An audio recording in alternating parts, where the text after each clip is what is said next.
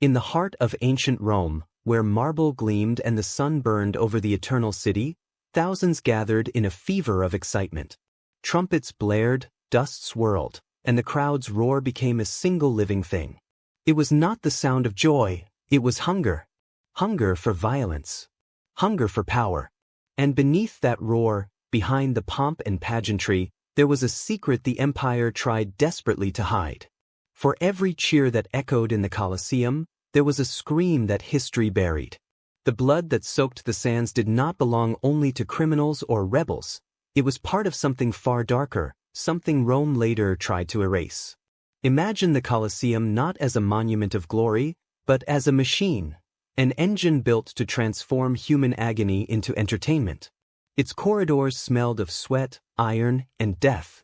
Slaves dragged corpses away through hidden tunnels while vendors sold figs and wine above them.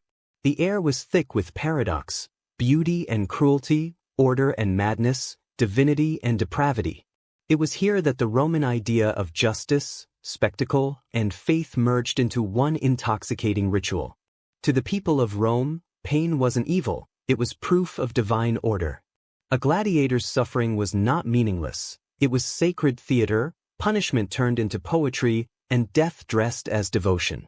Yet even among this culture of sanctioned brutality, there existed acts so vile, so psychologically perverse, that the empire itself sought to destroy the records. These were punishments not celebrated in marble carvings or written in triumphal inscriptions, but whispered about in fear. Some accounts were censored, others destroyed. What remains are fragments, letters, rumors, and silent clues buried beneath centuries of denial. They speak of punishments not meant for justice or spectacle, but for something else entirely: domination of the human soul. To understand why these acts existed, one must enter the Roman mind, a world built on hierarchy, superstition, and divine cruelty. The Colosseum was more than a stage, it was a mirror of the empire's psychology. Every drop of blood that touched the sand reaffirmed Rome's cosmic order: the powerful ruled, and the weak existed to suffer. Gladiators were not simply entertainers, they were sacrifices in a civic religion where the gods demanded not incense, but flesh. The crowd, watching with awe and desire, became both priest and participant in a collective ritual of violence. But beneath the public glory of the games was a darkness even Rome could not justify. Certain punishments went beyond humiliation or death. They were designed to unmake a person completely, to erase identity, memory, and humanity. These were punishments used not only against enemies of the state, but against those who offended imperial ego or religious taboo. And when the same empire that celebrated torture decided to bury the memory of certain acts, it raises a terrifying question: what horrors were too much even for Rome? The answer lies hidden between myth and truth, between the echoes of the arena and the silence of history. This is not the story of Roman conquest or political intrigue. It is the story of what was done in the shadows of the amphitheater, where morality dissolved under the weight of spectacle. The games we remember as entertainment were often ceremonies of psychological warfare, staged for gods and emperors alike. As the camera moves across the vast ruins of the Colosseum today, the stones seem peaceful. Tourists walk the same corridors where blood once pooled, unaware of the screams that once rattled these walls. But if the stones could speak, they would tell a different story. A story of pain turned into art, of humanity stripped bare, of punishments so extreme that even the Romans were ashamed. This documentary will descend into that buried past. It will peel away the sanitized image of Roman grandeur and reveal the depravity that sustained it. We will uncover the punishments reserved for those who defied, disappointed, or simply amused their masters. We will confront the rituals designed not just to kill, but to destroy dignity itself. And we will see why, centuries later, the empire that prided itself on reason and civilization sought to erase the memory of its own darkness. Because Rome, for all its splendor, was never afraid of blood, it was afraid of truth. And the truth behind the gladiator punishments it tried to erase is not simply a history of cruelty, but a reflection of something far older, far deeper, and disturbingly familiar: the part of humanity that still finds beauty in pain. Rome was not merely a city, It was a performance. Every aspect of Roman life, from the Senate to the slums, was staged to display order, dominance, and control. The empire's true religion was not Jupiter or Mars, it was spectacle. To the Roman mind, power had to be seen to be believed. And nothing showed power more vividly than the sight of a man dying obediently before a crowd of 50,000. Pain, when public, became proof that Rome's gods were still watching. It was not cruelty for cruelty's sake. It was ceremony, an affirmation that the world was arranged as it should be, the emperor above, the crowd beneath, and the condemned below them both, offering their lives as entertainment. The games began as solemn rituals tied to the funeral rites of nobles. The early munera were offerings to the dead, blood sacrifices meant to honor ancestors and appease restless spirits. But as the republic transformed into an empire, these rituals mutated. What began as sacred remembrance became public obsession. Emperors discovered that blood united the masses better than law or bread ever could. The Colosseum became a temple of control, where violence was not only permitted but sanctified. Through orchestrated suffering, the people felt both horror and belonging. They saw the chaos of the world distilled into a clear message: Rome commands life and death. To walk into the Colosseum was to step into a world of engineered awe. The architecture itself was propaganda carved in stone. Beneath the smooth marble seats and towering arches lay a labyrinth of tunnels, cages, and pulleys. Here, men and beasts were prepared for slaughter with the precision of a state ritual. The ground could flood with water from mock sea battles, then drain in minutes to reveal pits of fire or cages of lions. Everything was choreographed: the crowd's emotions, the timing of blood, the emperor's gestures. The Colosseum was not chaos. It was control disguised as chaos, spectacle as policy. The crowds came not only for death, but for transcendence. They believed the arena mirrored the cosmic order. When a criminal was mauled by a panther, it was not just punishment, it was divine justice made visible. When a gladiator fell bravely, he became an icon of Roman virtue, dying with the calm dignity expected of a citizen. The people shouted, "Have it! He has it!" Not out of bloodlust alone, but as a prayer, a cry that recognized death as part of the divine rhythm. For them, the arena was where heaven touched the earth through violence. The emperors understood this psychological machinery perfectly. The games were the empire's most powerful weapon of influence.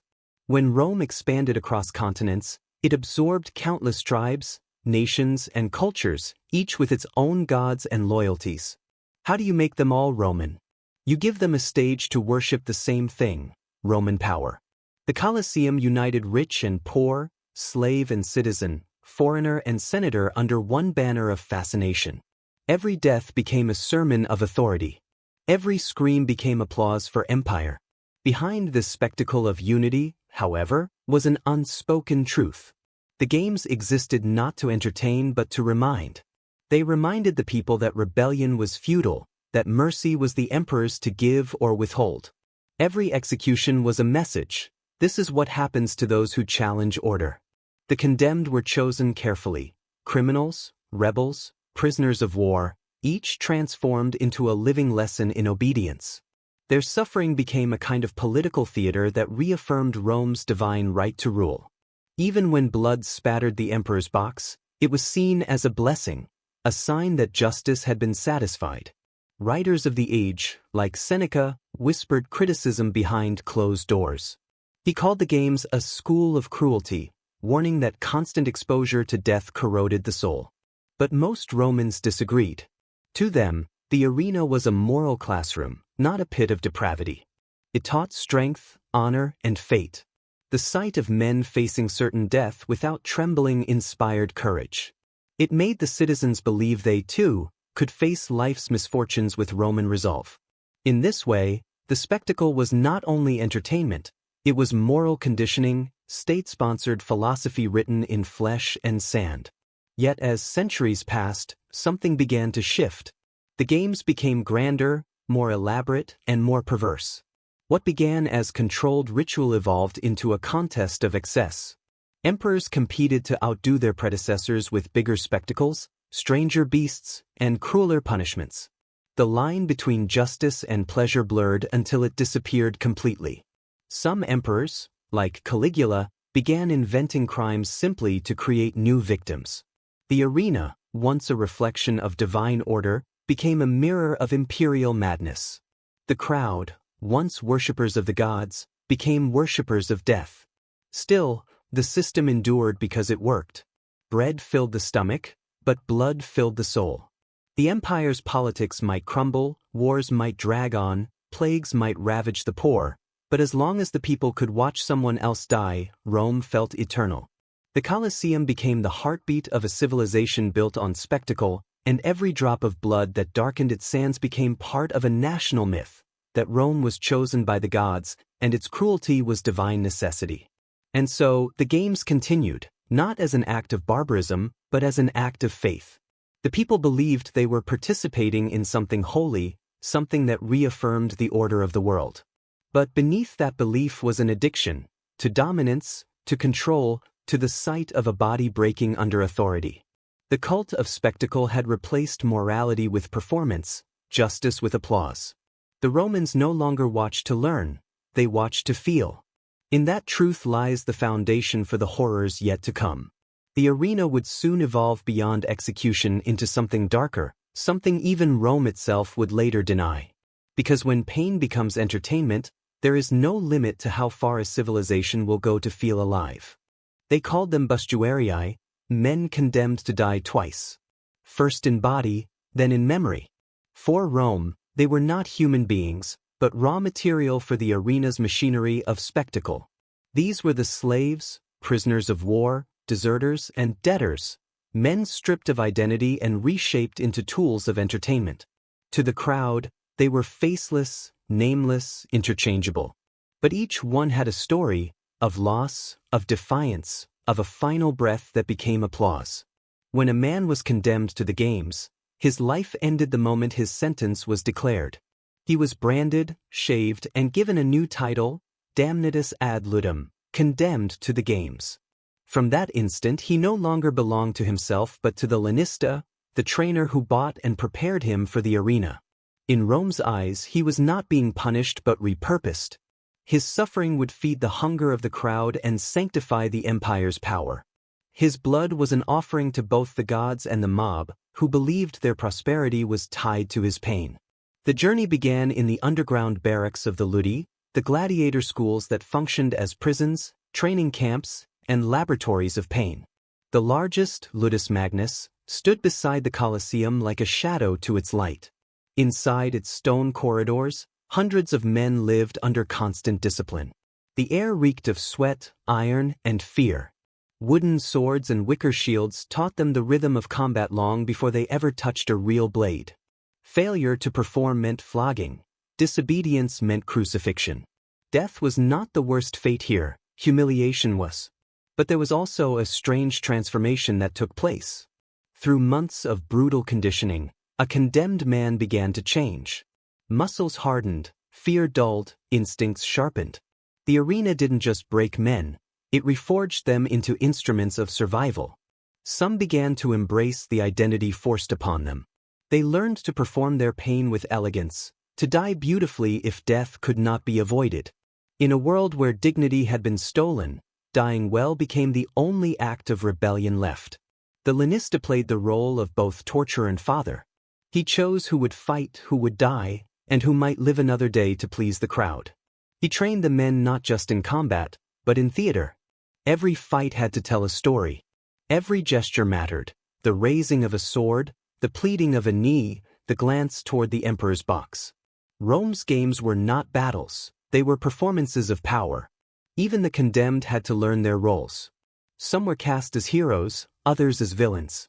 Some dressed as mythic beasts or fallen gods. A few were given fake armor and blunt blades, so their defeat would look more tragic. For a condemned man, survival was a currency. The crowd could grant life with a cheer or condemn him with silence. When the emperor extended his thumb, up or down, it decided whether he would see the next sunrise.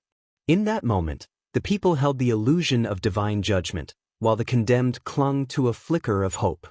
Yet even this hope was poisoned. A reprieve only meant another fight, another death delayed. The games promised nothing but suffering stretched thin across time. Historical sources speak of men who fought dozens of times, surviving through skill, cunning, or sheer luck. Some became minor celebrities, their names whispered in the taverns of Rome. But fame was fragile. The same crowd that celebrated them one day might demand their execution the next.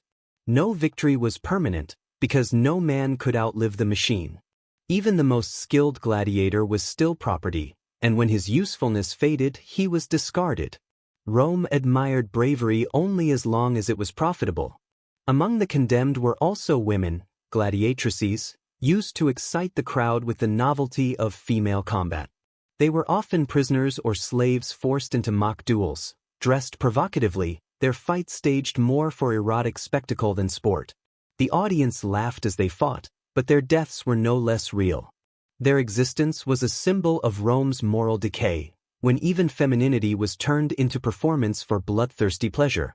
What made the system so monstrous was not its violence alone, but its bureaucracy. Every death was catalogued, every body processed, every drop of blood accounted for in the empire's ledgers. The arena was a factory of death, operating under the efficiency of state administration. Even the corpses had value, used to feed wild beasts or dumped into mass graves beyond the city walls, where the stench of rot hung like an invisible monument. And yet, within this horror, there was a strange kind of poetry. Some gladiators faced death with such calm that even philosophers took notice. Seneca wrote of them with reluctant admiration, saying they showed the strength that Romans themselves had forgotten. Their defiance became the last spark of humanity in a world that treated them as beasts. In that defiance lay the paradox of Rome. It glorified cruelty but secretly revered courage, even in its victims. But for every noble death, there were dozens that were meaningless, staged only to satisfy the crowd's boredom. Sometimes, the condemned were forced into absurd scenarios, made to fight blindfolded, burned alive in mock rituals, or devoured by beasts for comic effect. They were made to die beautifully, but also to amuse. This was not punishment in the moral sense. It was theater of domination.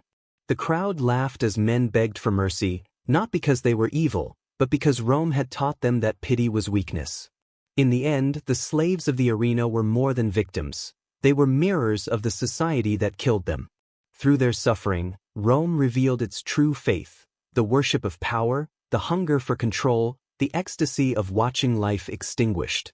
They were the flesh that kept the empire's illusion alive, and when they died, they took the truth with them, that civilization at its height can become the most elegant form of cruelty. In the shadow of the Colosseum, death was not hidden, it was performed. Rome turned execution into theater, punishment into art. Every death told a story, and every story reaffirmed Rome's divine authority. What the modern world calls cruelty, Rome called justice. Yet the deeper truth was even more disturbing. These spectacles were not only meant to punish the condemned, but to entertain the masses, to turn death into a language the empire spoke fluently. Each morning, as the sun rose over the arena, the day's schedule of death was announced like a festival. The crowd gathered with laughter and wine, not sorrow. Vendors shouted, musicians played, and children watched as soldiers led the condemned through the gates. They were dressed not as criminals, but as characters from mythology, living props in elaborate plays of divine retribution. These performances were called noxiae executions, the execution of the damned, but they were closer to opera than to law. The condemned acted out the roles of gods, heroes, and monsters, their deaths scripted for maximum spectacle. Take the story of Prometheus, the titan who defied the gods and gave fire to mankind. In one Roman performance, a condemned man was chained to a rock in the center of the arena, his chest bare, his eyes bound. From a trapdoor below, a trained vulture was released, starved for days. Before tens of thousands of spectators, the bird tore into the man's flesh, reenacting the myth in real blood. The crowd erupted in awe, not horror. To them it was justice. The gods had been avenged, and the empire had proven itself their earthly reflection. Such scenes were common. Orpheus, torn apart by beasts for his defiance. Hercules, burned alive in his final mortal trial. Deadless, flung from a mechanical contraption that mimicked flight, a grotesque parody of human ambition. Every myth became an excuse to transform punishment into divine theater. The condemned were not simply executed, they were made to symbolize cosmic order through their destruction. In this way, Rome merged religion and entertainment until neither could be told apart. The genius of Rome's cruelty lay in its subtlety. The audience did not see themselves as bloodthirsty, they saw themselves as witnesses of justice. The condemned were cast as villains, murderers, traitors, blasphemers, whose deaths purified the city. The crowd's laughter was not mockery but participation in a sacred ritual. When the condemned screamed, their agony was the sound of Rome's sins being washed away. It was the theater of redemption through violence. Emperors used this ritual to their advantage. A well-timed spectacle could heal public unrest faster than any law. During Nero's reign, executions were staged to distract from famine and rebellion. When Caligula faced dissent, he ordered mass deaths in the arena, ensuring the people's fury was redirected at the condemned instead of the throne. Even Commodus, who fancied himself a living god, used these spectacles to feed his ego, entering the arena himself to slay bound men or mutilate animals for sport. Each emperor added his own signature to the choreography of death, making cruelty a form of imperial branding. The machinery that supported these executions was astonishingly complex. Below the arena lay a network of elevators, trapdoors, and pulleys that allowed men and beasts to appear and vanish as if by magic. Leopards emerged from the sand. Flames erupted from hidden vents. Water flooded the stage for mock naval battles, only to drain moments later to reveal gallows or crucifixes. Rome's engineers became stage designers of horror, turning execution into a living illusion. The crowd never saw the laborers below, only the seamless spectacle above, an empire performing divinity through death. But there was another layer of cruelty, one psychological. The condemned often did not know how they would die until moments before their execution. Some were told they would be pardoned, only to be thrown to lions moments later. Others were made to watch their loved ones die first. These acts were not accidents of brutality, they were intentional manipulations designed to extract not just suffering but despair. Rome understood that true power was not in taking life, but in controlling the manner of its end. The spectators themselves were part of the performance. Their reactions mattered. When the crowd gasped, cheered, or laughed, they reinforced the empire's hierarchy. A poor man might sit beside a senator for one day, united by the shared ecstasy of domination. It was democracy in blood, equality achieved not through rights, but through cruelty. For a few hours, every Roman became a god, deciding who lived and who died. There were moments, though, when the mask of order slipped. Ancient writers record scenes when condemned men broke script, shouting curses at the emperor, refusing to die quietly, or spitting at the crowd. One man, during the reign of Domitian, reportedly laughed as the beasts tore him apart, shouting, "Rome, this is what you are." Such defiance horrified spectators because it shattered the illusion. In that laughter, the Romans glimpsed their reflection, not divine, but monstrous. Even so, the spectacle continued year after year, century after century. The people demanded it, and the emperors supplied it. Rome's greatness was inseparable from its cruelty. To question the games was to question Rome itself. And so, as the city's population swelled and its politics decayed, the executions grew more elaborate, more perverse, more desperate to hold the attention of a jaded audience. The theater of death became a mirror of a dying empire, feeding on itself to feel alive. By the end of the 1st century, the Colosseum had become a cathedral of punishment. Every blow of the sword, every scream, every flick of imperial thumbs up or down was a sermon on power. Rome believed that pain could teach morality, that blood could preserve peace. Yet in worshipping violence, the empire forgot mercy, and in doing so, it condemned itself to the same fate as those it killed: spectacle, applause, and then oblivion. Because in the end, the arena was not just a place where men died. It was a place where humanity itself was slowly executed, one performance at a time.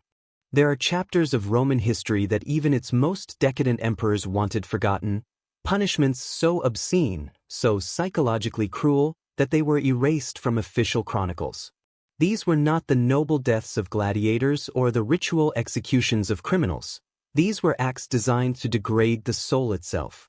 When Rome's lust for spectacle outgrew its sense of restraint, the Colosseum became a laboratory of humiliation, a place where power was proven not through death alone, but through the destruction of dignity. What follows are the whispers Rome tried to silence, the punishments buried beneath centuries of denial and moral revision. The first and most notorious among these was the damnatio ad bestias, condemnation to the beasts. In its early form, it was simple: the condemned were thrown to wild animals as public punishment. But over time, it evolved into a form of theater so perverse that even later Roman historians hesitated to record its details. Prisoners were not merely fed to lions, they were staged as grotesque parodies of myth and morality. A thief might be dressed as Orpheus, luring beasts with music before being devoured. A murderer might be painted as Actaeon, hunted by dogs. The purpose was no longer justice, it was humiliation disguised as entertainment. The condemned were stripped naked, smeared with blood or honey, and bound in twisted positions to amuse the crowd. Some were tied to wooden posts shaped like animals or gods. Others were forced to copulate with beasts before being torn apart. Roman writers like Tertullian and Augustine, writing centuries later, referred to these acts only in passing, as if describing a nightmare too obscene for words. Yet archaeological findings, murals, graffiti, and fragments of scripts used by arena producers suggest that these beast shows were not rare. They were planned, rehearsed, and refined for maximum audience reaction. There are records, too, of punishments that blurred the line between execution and ritualized sexual violence. In certain festivals, men accused of sacrilege or treason were punished through forced acts of public degradation. Some were paraded in women's clothing, their bodies displayed before the mob, mocked as symbols of emasculation. Others were raped or mutilated on stage, their suffering treated as both warning and comedy. The empire's obsession with control extended to the most private parts of the human body. Pain alone was not enough. It had to be intimate, humiliating, eroticized. Among the whispered horrors was the punishment reserved for those who insulted the emperor's divinity. These men were made to reenact scenes of divine coupling, obscene rituals where they were paired with animals or other prisoners in mock unions meant to symbolize their rebellion against the gods. Caligula, whose depravity became legend, is said to have personally choreographed such performances, forcing victims to act out blasphemous plays before their deaths. These punishments combined sexual degradation with religious theater, blurring the sacred and the profane until they became indistinguishable. But not all cruelty was public. In the private chambers of the Ludus Magnus and the imperial palaces, there existed punishments that never reached the arena floor. Elite prisoners, political enemies, and even disgraced gladiators were subjected to silent executions, methods designed to erase them completely. These included suffocation in sealed chambers, forced drowning in amphorae of wine, and mutilations followed by cremation so their bodies could not be identified. Such punishments left no corpses, no graves, no witnesses. They were meant to unmake a person both physically and historically. To Rome, oblivion was the final punishment, a death beyond death. One of the darkest examples of psychological cruelty came from the practice of vivicamburium, execution by slow burning. This was reserved for those accused of arson, witchcraft, or treason against the gods.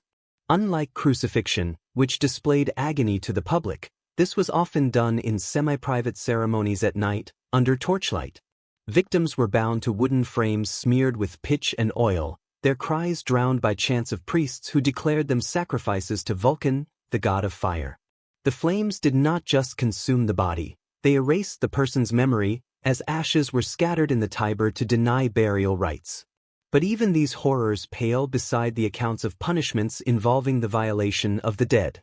Certain emperors, obsessed with control even beyond life, ordered the corpses of executed criminals to be exhumed and desecrated. Bodies were displayed in grotesque parades, mutilated and mocked as lessons for the living. In one infamous instance under Domitian, a condemned woman accused of adultery with a nobleman was executed and then tied to his corpse, a grotesque fusion meant to symbolize eternal shame. The story was buried in suppressed court records but survived in later Christian writings as a symbol of Rome's depravity. What made these punishments so terrifying was not just their physical brutality, but their philosophical precision. Rome understood the human psyche well enough to weaponize shame. The goal was not to kill swiftly, but to destroy everything that made a person human: their name, honor, sexuality, and identity. The condemned were stripped of social context until only pain remained. They were denied even the dignity of being hated. Instead, they became objects of laughter. This transformation of suffering into humor was Rome's most insidious cruelty, turning empathy into spectacle. When Christianity began to spread through the empire, these punishments took on a new moral dimension. Martyrs were subjected to the same forms of humiliation once reserved for criminals, but the results were different. Their willingness to endure made cruelty backfire. What had been meant as theater became testimony. Rome's instruments of shame turned into symbols of faith. Yet this transformation only deepened the empire's obsession with control. Emperors tried to invent new ways to destroy belief, new punishments to break the human spirit. None succeeded. In the centuries that followed, much of this darkness was deliberately erased. Chroniclers softened the descriptions, historians omitted the details. The empire that once glorified cruelty could not bear to be remembered by it. Sculptures of the games showed valor, not degradation. The victims' names vanished from the records. Only fragments survived: the offhand remark of a disgusted philosopher, the scrawl of graffiti on a tavern wall, a blood-stained note found in the sand. But the silence of history is not forgetfulness, it is guilt. Rome buried these stories not because they were unimportant, but because they revealed too much. They showed that beneath the empire's marble facade lay a civilization addicted to power's most intimate expression: domination through suffering. The forbidden punishments of Rome were not accidents of cruelty, they were the empire's purest art form. Pain, humiliation, sex, and spectacle were fused into one ideology: control through degradation. Even as Rome's monuments crumbled, that ideology survived, reborn in every age that finds fascination in human suffering. Because what Rome tried to bury was not just its cruelty, it was the part of humanity that still finds beauty in watching others fall. When absolute power corrodes the soul, cruelty becomes divine. For Rome's emperors, the arena was not just a stage for entertainment, it was a mirror reflecting their godlike fantasies. To rule millions, they believed, one had to embody both mercy and madness, divinity and depravity. In this world of shifting masks, emperors learned that pain could be worshipped as power. The Colosseum was their altar, and human suffering, their sacrament. What began as public justice under the Republic evolved into something far darker under the Empire, a theater where gods walked among men, and men were made into beasts for the amusement of gods. At the heart of this transformation stood Caligula, Nero, and Commodus, the trinity of Rome's divine madness. Each emperor left his own fingerprint on the art of punishment, shaping it to reflect his psychological desires. Caligula, whose name would become synonymous with unrestrained cruelty, turned the games into a reflection of his paranoia. He believed himself not merely emperor, but God incarnate, Jupiter in human form, and thus above morality itself. Under his reign, punishment became a tool of both politics and perversion. Caligula's victims were chosen not for their crimes, but for their proximity. A glance, a whisper, a pause in applause could condemn a man. During his games, he would sometimes halt combat and order the entire front row of spectators, wealthy nobles and senators, to be thrown into the arena for being too quiet. He once executed a line of prisoners simply because he was bored between acts. The crowd, initially horrified, learned to cheer faster, louder, more desperately. Fear became applause. Caligula delighted in reversing roles, dressing slaves as senators, senators as slaves, forcing the powerful to beg for mercy from beasts. His cruelty was not random, it was theater designed to show that all men, regardless of rank, were puppets before the god emperor. Then came Nero, the artist of agony. Where Caligula's violence was impulsive, Nero's was aesthetic. He saw death as performance, cruelty as choreography. The Colosseum was his stage, Rome his audience, and human life his instrument. Nero loved to reenact Greek tragedies with living victims. When he played the role of Hercules, real criminals were burned alive as part of the production. During one infamous performance, he ordered condemned men dressed as mythic lovers to be torn apart while orchestras played. To Nero, death was not merely a consequence. It was composition, a kind of divine art form. Yet behind the performances lay deep insecurity. Nero feared irrelevance more than rebellion. He believed his divine image would fade if the people ceased to fear him. To preserve the illusion of godhood, he had to remind Rome of its mortality. Executions grew more elaborate, more symbolic. Prisoners accused of treason were burned in gardens as living torches to illuminate his nighttime feasts. He called it the light of Rome. To the world, it was madness, but to Nero, it was revelation. He had transformed cruelty into beauty, and in doing so, crossed the line between ruler and monster. But if Caligula embodied chaos and Nero aestheticized death, Commodus worshipped it. The son of Marcus Aurelius, a philosopher king, Commodus grew up in the shadow of virtue and rejected it with venom. He believed that to be truly divine, he had to descend into the arena itself. Unlike his predecessors, he did not watch the games from the imperial box. He entered them. He declared himself Hercules reborn, the demigod of strength and slaughter. Wearing lion skins and carrying a club, Commodus killed hundreds of animals and men in staged combats. Of course, his opponents were unarmed or drugged. The outcome was never in doubt, but that was the point. He renamed months after himself, statues after his likeness, and decreed that all victories in the arena were divine prophecies of his eternal rule. He executed those who refused to cheer or who looked away during his performances. When a senator called the games unworthy of an emperor, Commodus had him dressed as a gladiator and forced to fight for his life. His punishments were not meant to correct disobedience, they were meant to erase dissent. Rome had ceased to be a republic of laws, it had become a theater of fear. Through these emperors, the arena transformed from a spectacle of justice into a pantomime of divinity. The emperor was no longer just the arbiter of life and death, he was the author of reality. The crowd worshipped his gestures, interpreting each thumb as divine revelation. A single motion could grant mercy or summon doom. The people shouted, Ave Caesar, morituri de salutant. Hail Caesar, those who are about to die salute you. It was not flattery. It was liturgy. The Colosseum had become a church of blood. This divine theater also reflected a deeper sickness, Rome's obsession with control. The emperor's cruelty was not simply pleasure in pain, but a manifestation of insecurity. When every man beneath you is a potential conspirator, power itself becomes paranoia. By orchestrating public torture, emperors reminded both the crowd and themselves that their authority was real. Each execution was a ritual reaffirmation of order. The arena was Rome's mirror, and the reflection it showed was terrifyingly honest. The philosopher Epictetus once wrote that no man is truly free who rules through fear. Yet that was precisely how these emperors maintained the illusion of eternity.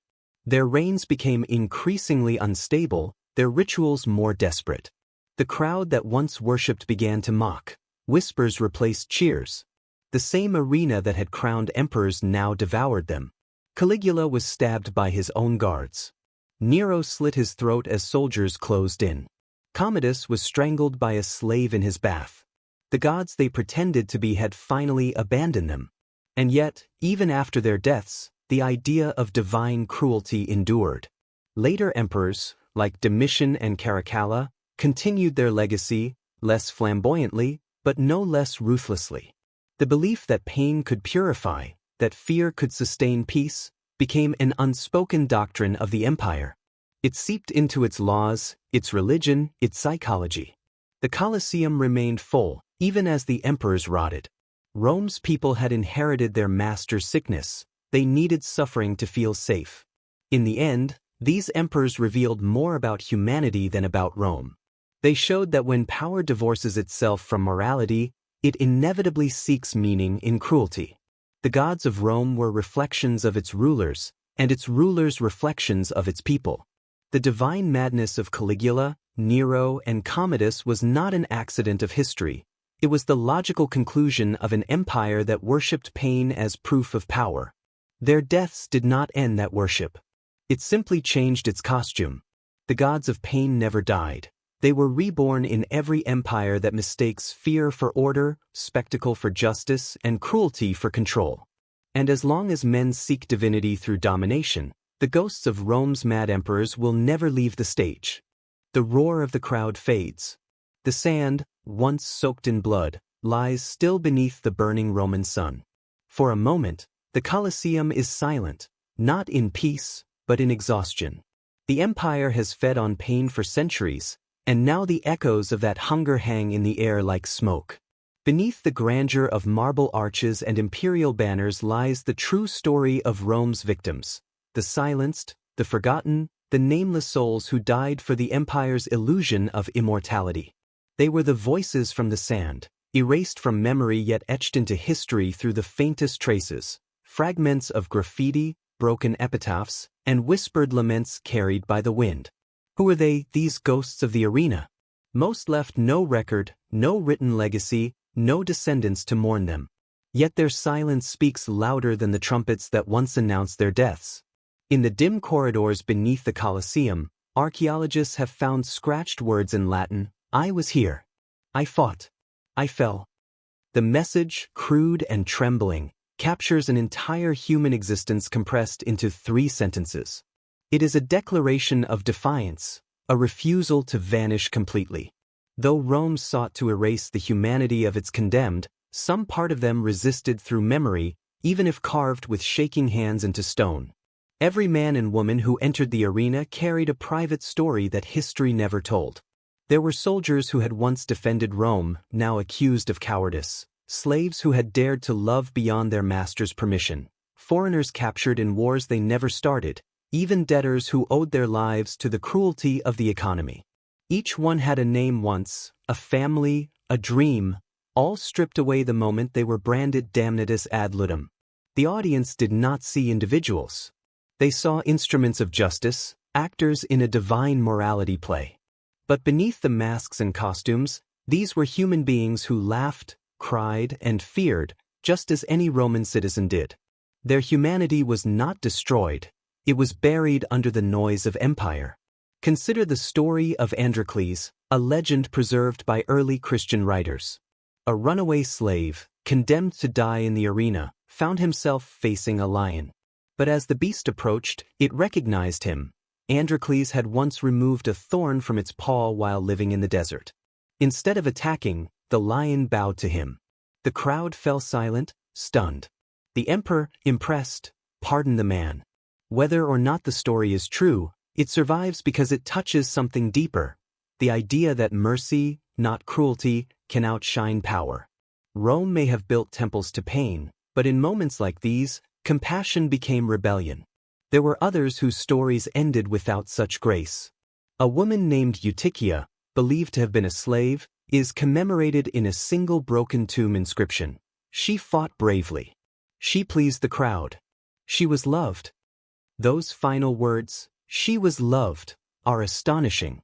They suggest that even within the brutality of the games, moments of empathy flickered like dying torches. Perhaps a spectator wept, a guard hesitated, a trainer whispered a prayer before the fatal blow. In those brief moments, humanity pierced the armor of spectacle. As centuries passed, the Roman appetite for blood dulled, but the ghosts of the arena lingered. Christian chroniclers began to reinterpret their suffering through the lens of martyrdom. They saw in these deaths not punishment, but purification, bodies broken for the sins of an empire. The gladiators' defiance became a symbol of moral resistance. The slave's scream became a hymn. Many early Christians, themselves executed in the same amphitheaters, began to speak of the Colosseum as a place not of triumph, but of damnation. To them, the victims were not forgotten, they were sanctified. Still, not all voices were holy or heroic. Some were simply desperate. In the catacombs outside Rome, graffiti written by nameless hands reveals a different kind of memory. My brother died in the games. He was only 16. Another reads, the gods did not save me, may they choke on their own glory. These fragments capture what no historian could, the bitterness of the voiceless. Their words expose the lie of Roman order, that civilization and cruelty can coexist without consequence. The philosopher Seneca once wrote, we become what we behold. The crowd that cheered at each execution believed they were watching justice, but in truth, they were watching themselves, the reflection of their own fear and desire. The condemned became a canvas for Rome's collective psyche. Every scream reminded the spectators of what could happen to them if they disobeyed, but it also gave them a forbidden thrill, the relief of being safe, the intoxication of survival. The silenced paid the price for the crowd's sense of peace. And yet, these lost souls changed Rome in ways the emperors never foresaw. Their suffering left cracks in the empire's moral armor. Writers, philosophers, and ordinary citizens began to question the righteousness of the games. When crowds grew restless at the sight of needless slaughter, when whispers of pity began to spread, the foundation of the spectacle began to crumble. What had once been divine theater became a guilty pleasure, then a moral burden. The silenced had, in their own way, begun to speak. The echoes of those forgotten voices can still be felt today. Walk through the ruins of the Colosseum at dusk, and you can almost hear the distant hum of the crowd, the clash of steel, the last gasps of dying men. But listen closely, and beneath that thunder lies something softer, the memory of resistance. The ghosts of the arena do not haunt for revenge, they linger as witnesses, demanding remembrance. Their silence is not absence. It is accusation. Rome tried to bury them under marble and myth, but memory has its own gravity. The empire that silenced so many was itself silenced by history. Its monuments still stand, but its morality turned to dust. And in that reversal lies the ultimate irony. The nameless victims of the Colosseum outlived the gods who demanded their blood. Their names are gone, but their suffering remains eternal, a whisper in every civilization that mistakes cruelty for strength. The sand may have swallowed their bones, but their echoes endure. They speak not of vengeance, but of truth, that no empire, however powerful, can outlast the humanity it tries to destroy. The voices from the sand remind us that remembrance is resistance, and silence, when forced, eventually becomes the loudest cry of all. The empire that once lived by the spectacle of blood eventually began to choke on it. By the 4th century, Rome's thirst for death had dulled into exhaustion. Centuries of cruelty had left scars not only on bodies, but on the Roman soul itself. The great amphitheaters that once echoed with roars and screams now stood in uneasy silence, their seats half empty, their sands cold. A new question began to whisper through the empire: what if mercy was stronger than fear? It did not happen overnight. The transformation was slow, uneven, and filled with contradiction. Rome did not suddenly awaken to morality. It stumbled into it, dragged by fatigue, politics, and faith. The empire had grown too vast, too fractured, too weary to sustain its rituals of pain. The cost of the games, in lives, money, and conscience, became unbearable. Grain shortages starved the masses, wars drained the treasury, and the same emperors who once burned prisoners for sport now faced starving mobs demanding bread. The spectacle, once the empire's symbol of control, had become its heaviest burden. Philosophers were the first to voice unease. Stoics like Seneca and later Marcus Aurelius had long questioned the spiritual emptiness of the arena. To delight in another's agony, Seneca wrote, is to decay from within. His words, ignored in his lifetime, began to resonate centuries later when Rome's people grew tired of killing for pleasure. Even pagan scholars started to call the games superstitio sanguinis, the superstition of blood. Slowly, the moral fabric of the empire began to fray and reform. But the true turning point came with the rise of Christianity, a faith that inverted every Roman value. Where Rome exalted strength, Christianity praised weakness. Where Rome worshipped power, Christianity revered humility. And where Rome glorified death as spectacle, Christianity sanctified suffering as redemption. The same arenas that once echoed with the roars of lions now resounded with hymns sung by martyrs. Men and women who refused to renounce their faith were torn apart before crowds, but their courage transformed horror into holiness. The execution grounds of one empire became the birthplaces of another kind of power, moral, not military, spiritual, not imperial. The story of the Christian martyr Telemachus marks the symbolic death of Rome's cruelty. According to early church records, Telemachus was a monk who traveled from the east to Rome in the early 5th century. Upon entering the city, he found the Colosseum alive once more with the sounds of combat. Horrified, he ran into the arena, crying out for the games to stop, declaring that such bloodshed was an offense to God. The crowd mocked him, the gladiators hesitated, and then, in a frenzy, someone threw a stone. Others followed. Moments later, the monk lay dead. But the silence that followed was unlike any the Colosseum had ever known. For the first time, shame filled its walls. Emperor Honorius, moved by the event, decreed an end to the gladiatorial games. It was not mercy that closed the Colosseum, it was guilt. Rome could no longer look at itself in the mirror of the arena without seeing the reflection of its decay. What had once been a symbol of divine power had become an open wound. The sands that had swallowed the blood of slaves, criminals, and martyrs were now a graveyard of the empire's conscience. The games that once unified Rome now divided it, between those who still craved spectacle and those who could no longer stomach it.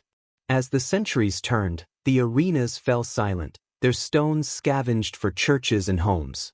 The Colosseum's arches, once gateways to damnation, became doorways to prayer. The empire that had worshipped cruelty was now ruled by a faith built on forgiveness. But even in victory, the past could not be erased. The memory of blood haunted every sermon, every symbol of salvation. The Christian cross, once a Roman instrument of execution, now crowned the city's skyline. Rome had transformed its tools of punishment into emblems of faith. Yet beneath the sanctity lingered the shadow of what had come before. The fall of blood was not a triumph of morality alone, it was also political. The emperors who banned the games did so not purely from compassion, but from pragmatism. Public executions had become too costly, too chaotic, too dangerous. Gladiator schools were breeding grounds for rebellion, crowds could turn violent, and unrest often followed. Ending the games preserved stability. Compassion was convenient, but control remained the motive. In this, Rome never truly abandoned its logic of dominance, it merely replaced steel with scripture. Still, something irreversible had changed. For the first time in centuries, compassion began to hold power. Philosophers spoke of humanitas, the shared essence that binds all people, slave and master, citizen and foreigner. Mercy, once weakness, became virtue. Rome's obsession with blood shifted toward penance, and the empire's spiritual gaze turned inward. The people who once shouted for death now prayed for salvation, unsure how to live without the spectacle that had defined them. But mercy came at a price.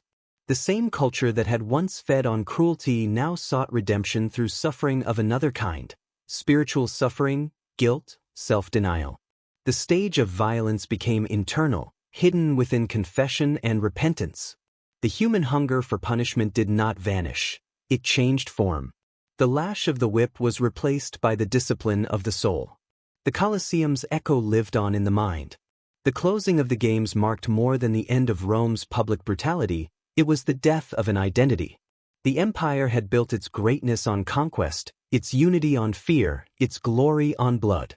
Without the spectacle of death, Rome was forced to confront its own fragility. The people could no longer look to the arena for meaning, so they looked to the heavens. The gods of power gave way to the God of mercy, but the transition was not peace, it was penance. As the last gladiator fell and the final crowd dispersed, the empire's silence was not triumphal but mournful. The Colosseum, once alive with screams, became a tomb. Yet within that silence, a new kind of power was born, not the power to dominate, but the power to forgive. The death of Rome's cruelty became the birth of humanity's conscience. Still, the irony remains. The empire that worshipped blood taught the world to condemn it, but also to never forget it. Every civilization since has inherited Rome's paradox: the fascination with suffering, the seduction of control, the uneasy balance between justice and mercy. The fall of blood was not the end of cruelty, it was the beginning of remembrance. And so, the Colosseum stands today not merely as a ruin, but as a monument to the moral evolution of man, proof that even in the darkest heart of empire, the faintest cry for mercy can outlive the roar of 1,000 deaths. The Colosseum stands empty now, a hollow monument of stone and silence. The wind drifts through its arches like the ghost of an empire whispering confessions to the ages. Tourists walk where emperors once sat, their cameras clicking where once swords clashed and bodies burned. To them, it is history, majestic, ancient, dead. But to those who listen closely, the air still trembles with echoes: the roar of the mob, the metallic scent of blood, the cries of men who died for spectacle. Rome tried to erase those sounds, to polish its legacy into marble perfection, but the truth remains buried in its sand.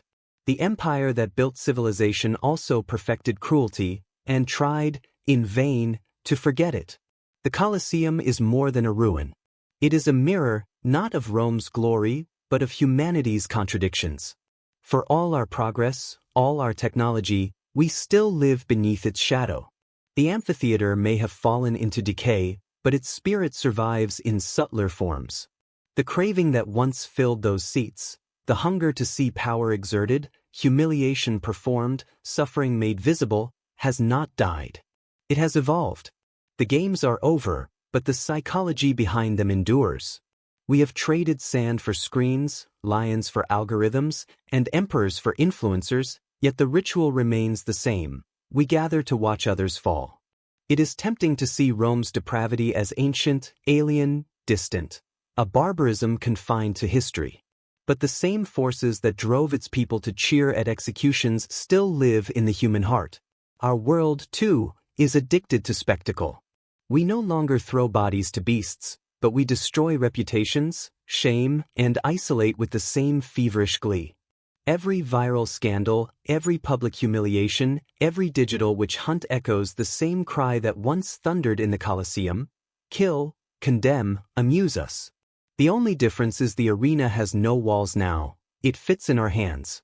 When pain becomes performance, when cruelty becomes entertainment, civilization begins to circle the same abyss Rome once fell into. The Romans believed the arena kept their society stable, that through others' suffering, the crowd found catharsis and unity. We tell ourselves the same lie, that our consumption of humiliation is harmless, that it keeps chaos at bay. But the truth is more dangerous. The more we watch, the less we feel. The more we indulge in cruelty disguised as justice, the more we become Rome, not in grandeur, but in decay. And yet, the Colosseum story is not only one of horror. It is also one of transformation. In its collapse lies a lesson about the evolution of conscience. Rome did not die in a single night. It decayed from within, undone by its own reflection. When the crowd stopped cheering, when even the blood lost its thrill, something shifted. The people began to hear what they had silenced for centuries: the faint, fragile whisper of empathy. From that whisper grew the idea of humanitas, the belief that every life, even the condemned, possesses worth. That whisper outlived the empire. It traveled through centuries, shaping laws, philosophies, and faiths. It built the foundations of what we now call morality. But memory is fragile, and history is cyclical. The lesson of Rome is not that cruelty ends, but that it transforms, hides behind new masks. The same instincts that once demanded public death now crave public degradation. The spectacle has simply gone digital, the victims unseen but real. We no longer call it execution, we call it content. And as in Rome, we tell ourselves that this, too, is justice, that the condemned deserve their fate, that our laughter is harmless. But deep down we know the truth. The ghosts of the arena have not left us. They merely changed their stage. Walk through the Colosseum at night and you can feel them, not as spirits of vengeance, but as memories of what happens when civilization mistakes cruelty for strength. Their presence lingers in the cracks of stone, in the dust that once soaked human blood. The moonlight turns the arches into ribs, the whole structure a fossilized beast that once devoured the innocent. But even in its ruin, it teaches. It warns. It reminds us that the boundary between civilization and savagery is paper-thin, and that the measure of a society is not how it entertains itself, but how it treats the powerless. Rome's greatest tragedy was not its cruelty, but its pride, its belief that its own depravity was divine order. Every empire that forgets empathy walks the same path. History may change the costumes, but not the plot. When power ceases to fear conscience, it begins to rot from within. The arenas grow quiet, but the echo remains, in boardrooms, battlefields, screens, and streets. We still crave the sight of others' downfall because it makes us forget our own fragility. That is the secret Rome tried to bury, and the secret that still haunts us today. And yet, the silence that now fills the Colosseum is not hopeless. It is sacred. It is the sound of reflection, the sound of history asking forgiveness from itself. Standing in that silence, one can almost feel the weight of every forgotten life pressing against the stones, whispering not curses but truth. The Colosseum no longer demands sacrifice. It demands remembrance. It stands as a monument not to Rome's glory, but to humanity's capacity to evolve, to fall, to learn, to rise again. Because the real legacy of Rome is not its cruelty, but our awareness of it. Every time we flinch at injustice, every time we refuse to laugh at another's humiliation, every time we remember that suffering is not spectacle, we defy the empire that tried to teach us otherwise. The Colosseum's ruins are not just reminders of what was destroyed, but of what survived: conscience. So as the sun sets over those ancient arches, and the shadows of the empire stretch long across the dust, one truth remains eternal, the same truth the Romans tried to silence, the same truth carved by trembling hands into the walls beneath the arena, that no civilization can call itself great if it cannot hear the cries of those it silences.